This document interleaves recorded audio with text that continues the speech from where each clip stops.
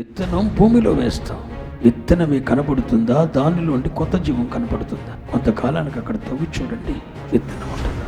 విత్తనం కనుమరుగైపోతుంది, ఒక కొత్త జీవం బయటకు వస్తుంది. That is Christian life. నువ్వు విత్తబడ్డావు, నువ్వు రక్షింపబడిన రోజున పాతి పెట్టబడ్డావు.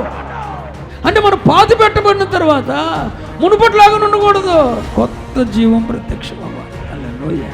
పాతి పెట్టబడినది ఏది కూడా కనపడదు, అదే కదా అర్థం. మన నువ్వు ఎందుకు కనబడుతున్నావు బిడ్డ? నీ పాత వ్యక్తిత్వం కనబడకూడదుగా. కొత్త జీవం, విత్తనం కనుమరుగైపోయింది, పచ్చని ఆకృతితో ఒక కొత్త జీవం ప్రత్యక్షమైంది. ఇక నువ్వు పాతి పెట్టబడ్డావు, నీలో వచ్చిన కొత్త జీవం ఏంటో తెలుసా? నీవు రక్షకునిగా అంగీకరించిన ప్రభు అయిన యేసుక్రీస్తు. That is new life, that is నూతన జీవం. దాన్నే పౌలు అపోస్తలుడు అంటాడు, నాశనము లేని జీవం.